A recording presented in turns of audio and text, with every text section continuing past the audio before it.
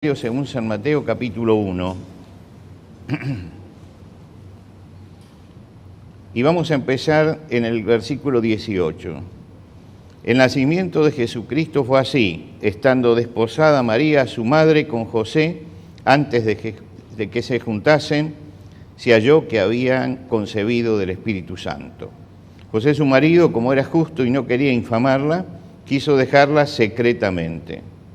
Y pensando él en esto, he aquí un ángel del Señor le apareció en sueños y le dijo: Hijo de David, no temas recibir a María tu mujer, porque lo que en ella es engendrado del Espíritu Santo es. Volvemos a releer el versículo 19.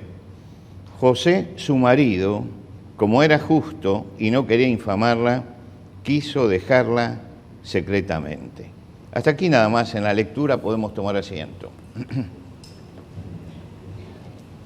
El domingo pasado, cuando leímos este pasaje, comenzamos a mirar la Navidad desde un punto de vista diferente. La estamos mirando desde José, que es un punto de vista que muchas veces dejamos olvidado, porque José es como una sombra detrás de María, del pesebre y de todo lo que se mueve delante.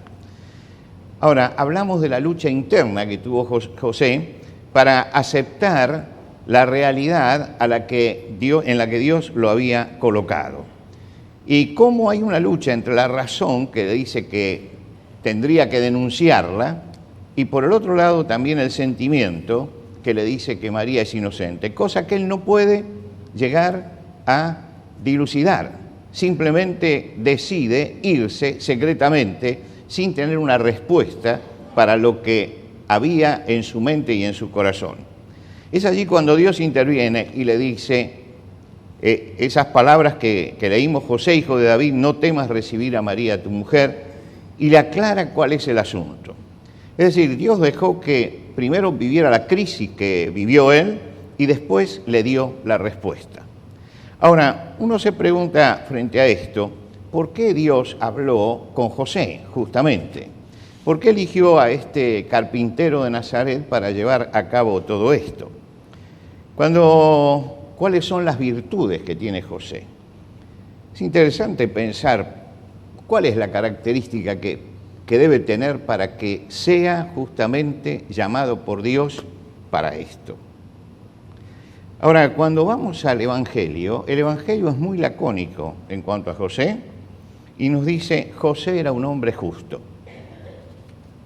Es lo único que sabemos explícitamente acerca de José. Dios parece que no abunda en adjetivos. Nosotros acostumbramos a abundar en adjetivos, pero Dios utiliza un solo adjetivo: es un hombre justo. Punto.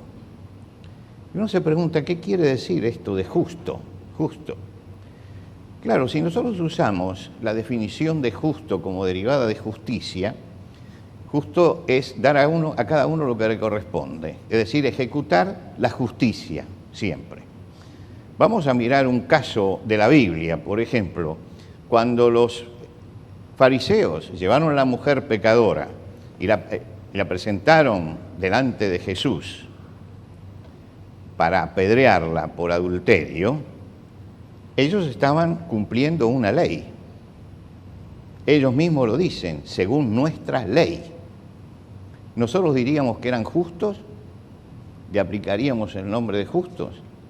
Lo que pasa es que nosotros usamos la palabra justo de acuerdo a un criterio totalmente nuestro y reducido.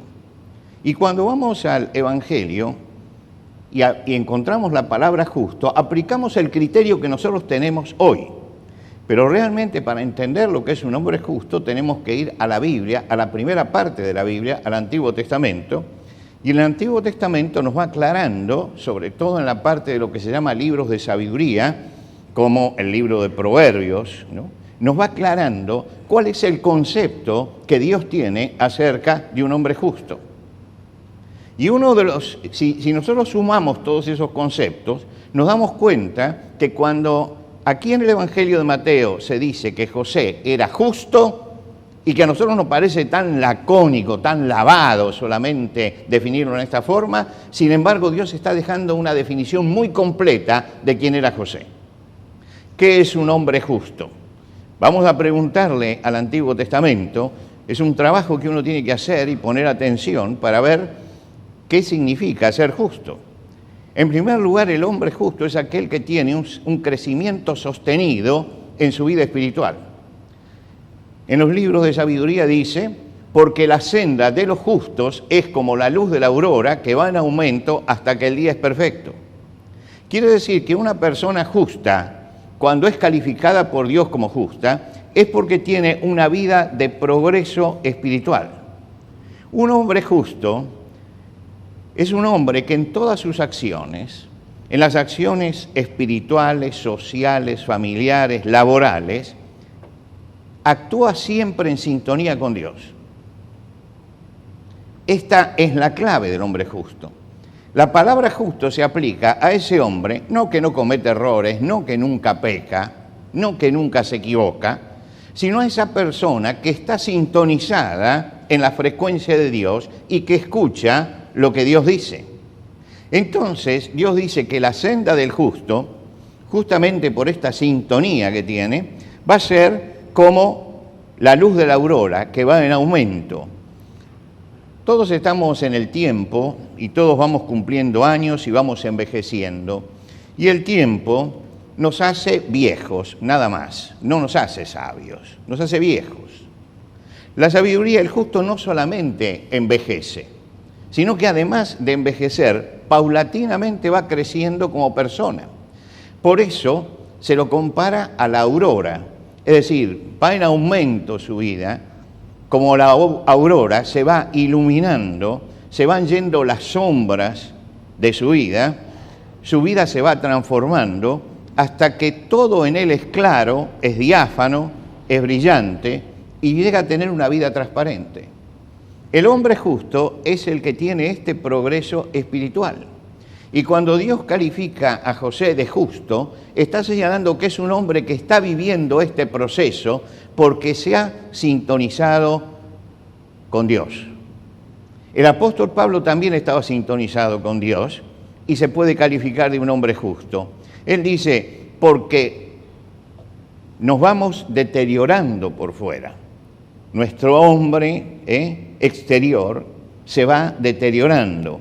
Dice, pero por dentro nos vamos renovando de día en día.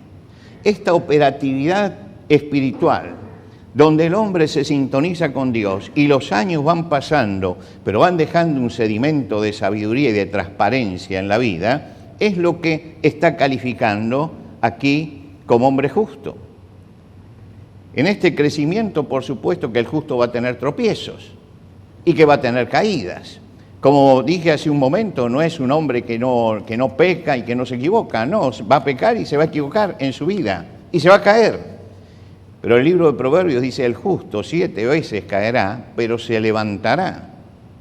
Es decir, que tiene una potencia allí que hace que no se quede postrado, que siempre vuelva a luchar y que aprende de la caída y sigue creciendo, sigue creciendo.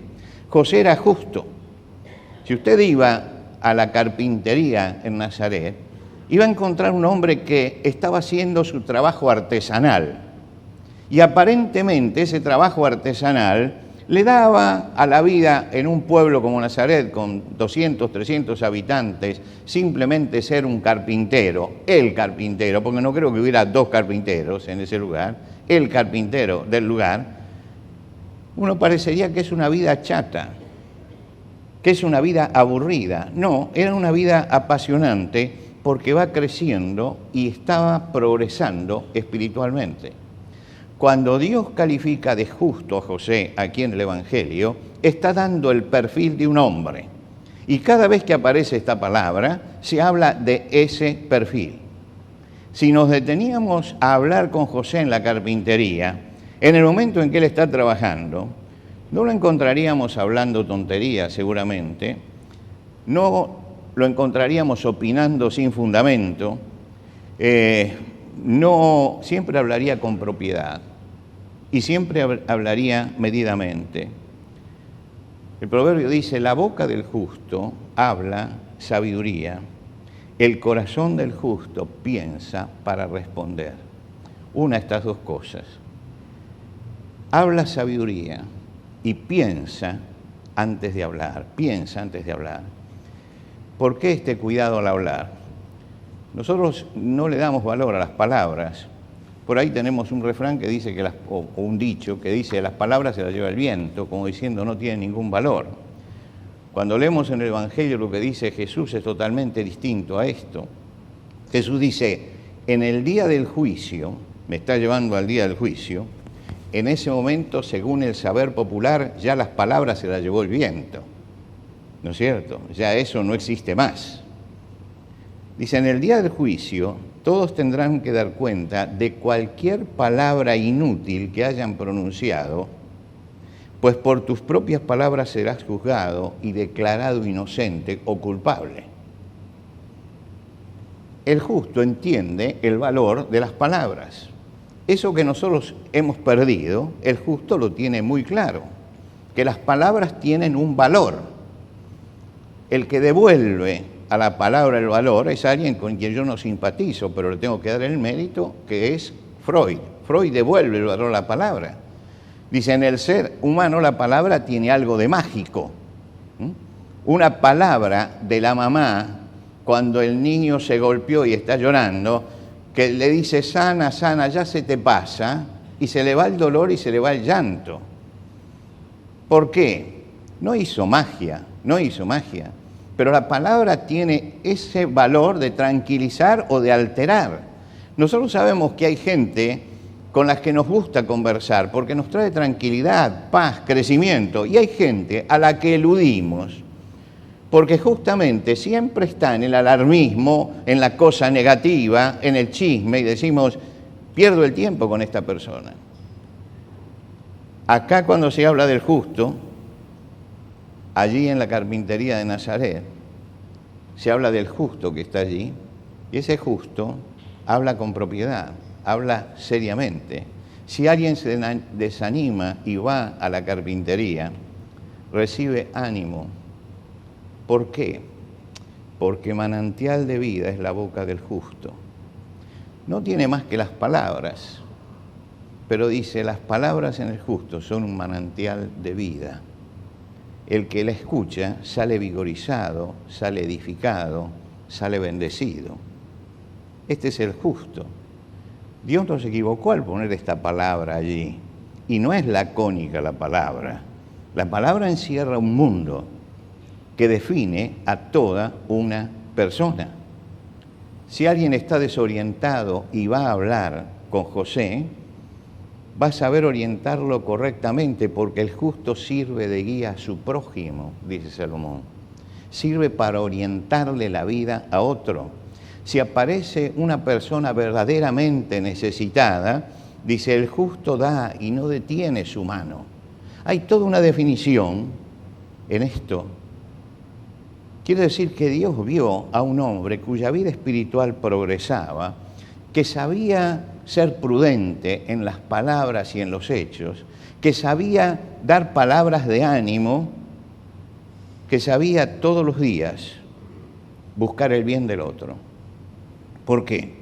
Porque el deseo de los justos es solamente el bien y los pensamientos de los justos son rectitud. Esta es la definición psicológica que nos está dando Dios de José. Lo que pasa es que detrás de la palabra justo tenemos que tomarnos un poco de trabajo. Porque en general cuando nos acercamos a José decimos, pero Dios eligió a este hombre que no era ningún intelectual. Lo podía haber elegido a Nicodemo, que era un hombre preparado. No era un académico. Pablo era un académico. Dios no lo desecha por esto, pero eligió a José en ese momento. No era un hombre refinado. Isaías, el profeta Isaías es un hombre refinado, tiene un lenguaje refinado, escribe en una forma refinada. Él no es un hombre refinado, es un hombre de pueblo. Podemos decir que José fue elegido como cada uno de nosotros es elegido porque tenía valores y lo que Dios vio fue un hombre con valores firmes. José era un hombre que tenía valores firmes y valores permanentes. Y esos valores es lo que Dios valoró. No pensó si era un erudito o no era un erudito, si era un intelectual o no, si era un académico, si era un hombre refinado. Él miró el corazón y vio en el corazón que José era un hombre justo. ¿Cómo recibió él estos valores? No fue alumno de ningún filósofo. Cuando leemos la historia, por ejemplo, Alejandro Magno fue discípulo de Aristóteles. Tremendo tener como tutor a un filósofo de la dimensión de Aristóteles. Y lo formó, y por eso Alejandro, además de ser un militar y un conquistador de nota, era además un hombre profundo en su pensamiento y en sus reflexiones. No era un bruto, tenía un gran tutor detrás que lo había orientado. De José no sabemos que haya tenido ningún tutor detrás que lo haya orientado.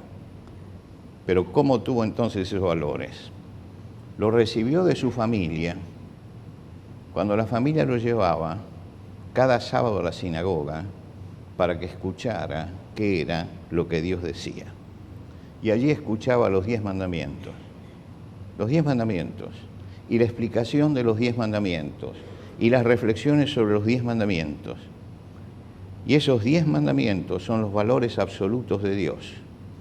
Y él internalizó esos mandamientos en su corazón. Lo puso dentro. ¿Por qué? Porque Dios habitaba con naturalidad en esa cultura. Dios habitaba con naturalidad. Eso era lo que Dios había dicho. Y esos valores no se relativizaban. Nosotros hoy vivimos la relativización de todos los valores. Hasta la vida es relativa. Hasta la vida es relativa. No entendemos que hay absolutos. Y acá hay absolutos. Para Dios no hay garantismo, ni hay explicaciones abstrusas frente a las grandes realidades de la vida. Para Dios es: no matarás, no hurtarás, no dirás falso testimonio, no codiciarás. Es absoluto. Y José fue criado en esos valores absolutos.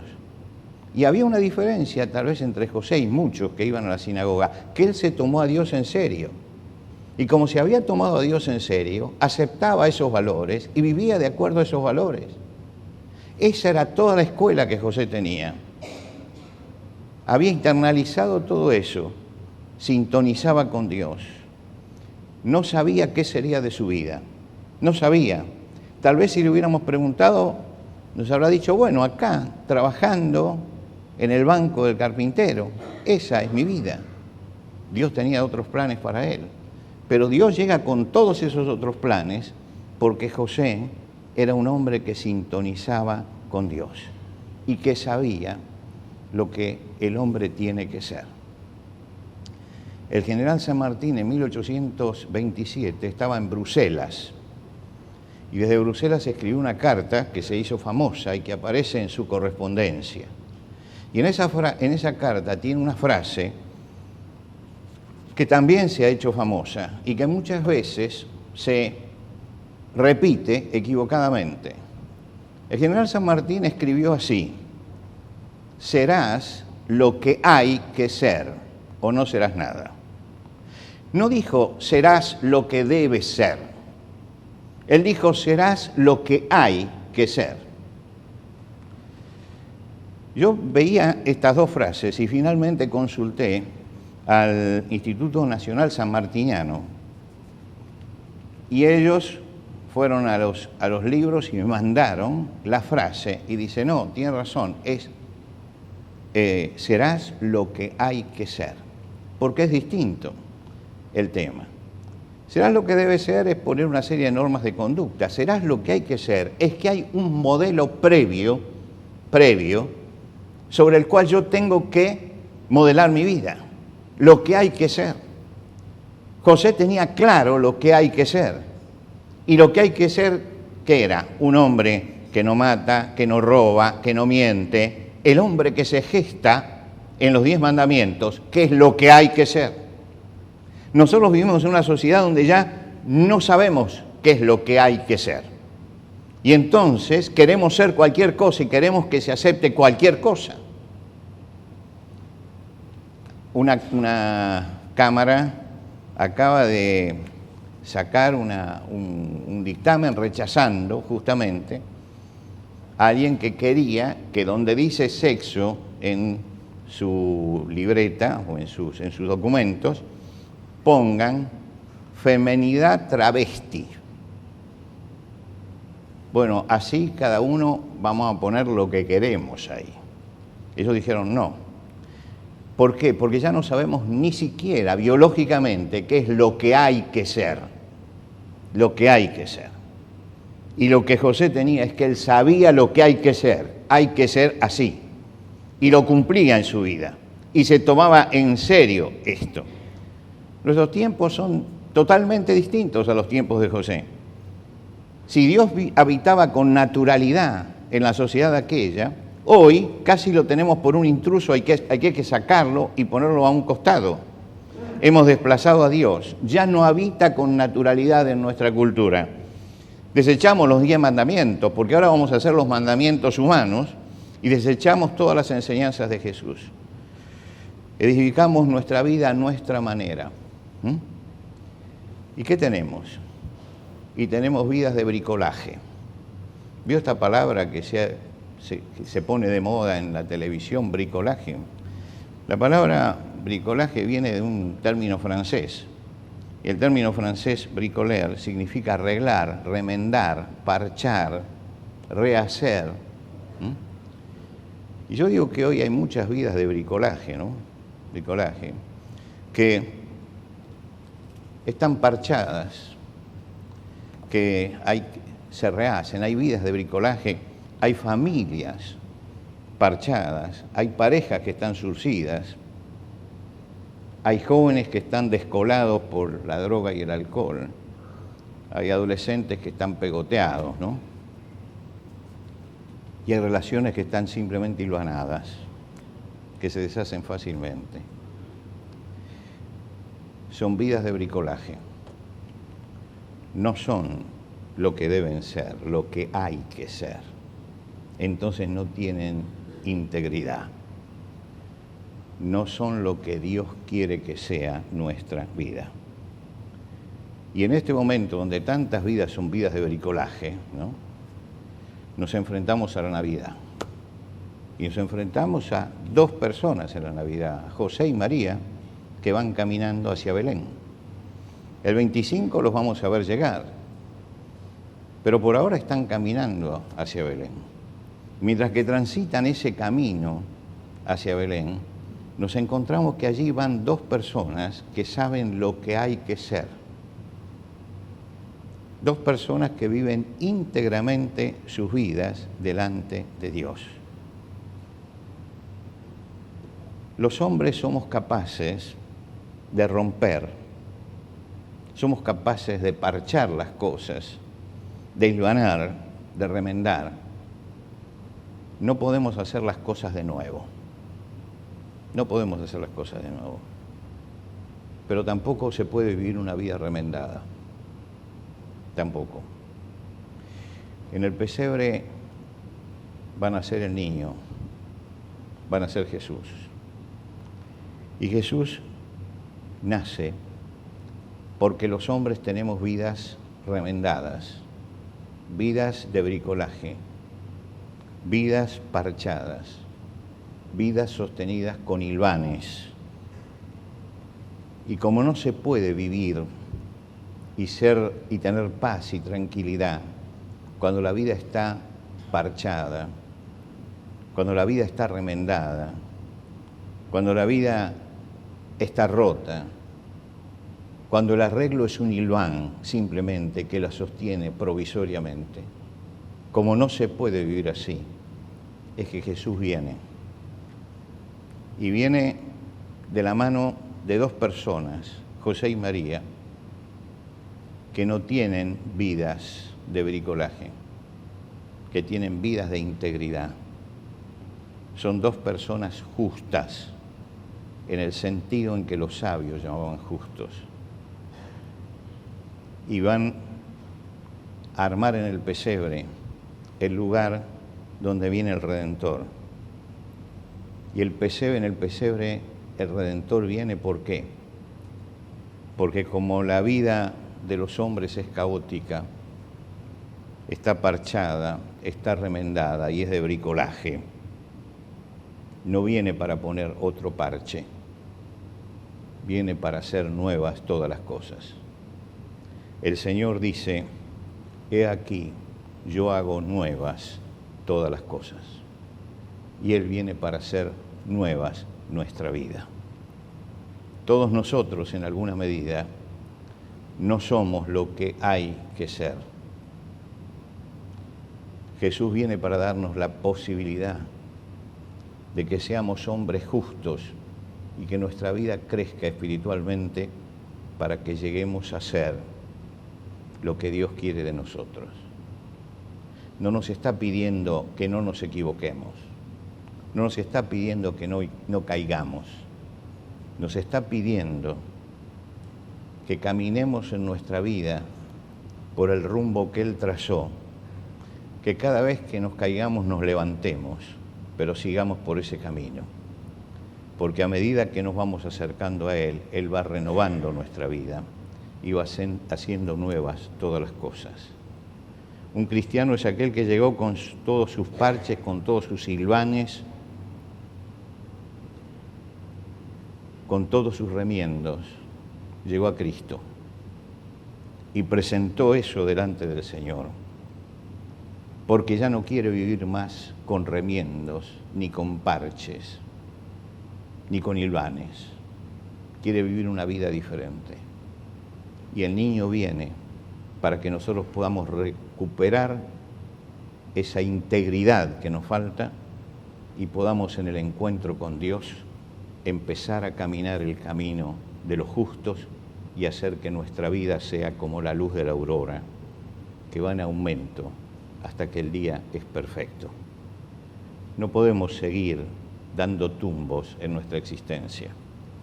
Tenemos que buscar aquel que nos enseña lo que hay que ser para caminar en ese camino. Y para que caminando en ese camino, en esa integridad de quien toma un camino determinado y lo sigue hasta el fin, podamos encontrar realmente sentido a nuestra vida, podamos encontrar paz y podamos encontrar esperanza. Esta Navidad no es una cita familiar, ni la cita de Papá Noel, ni todo lo que se dice por ahí. No es el dinero que tengamos, ni lo que pongamos en nuestra mesa. Es Dios acercándose hasta nosotros para que nuestras vidas sean lo que hay que ser, aquello que Dios mandó. Y su Hijo viene justamente para abrirnos el camino de que nuestra vida se transforme en aquello que Dios busca de nosotros.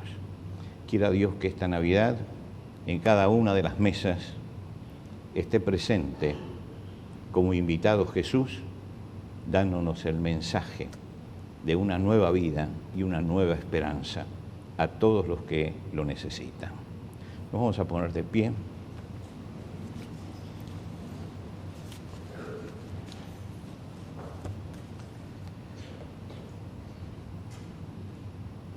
Vamos a orar.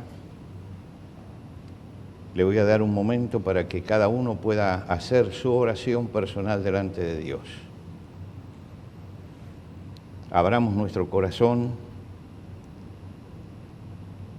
y si todavía no estamos en el camino que el Señor trazó buscando lo que hay que ser, podamos esta mañana abrir el corazón delante de Él y pedirle que Él cambie nuestra vida y que Él cambie nuestro corazón, que lo tome y que lo haga de nuevo. El Señor Jesucristo vino para eso, para cambiar nuestra vida, y para llevarnos por el camino de lo que hay que ser. Oremos en silencio al Señor.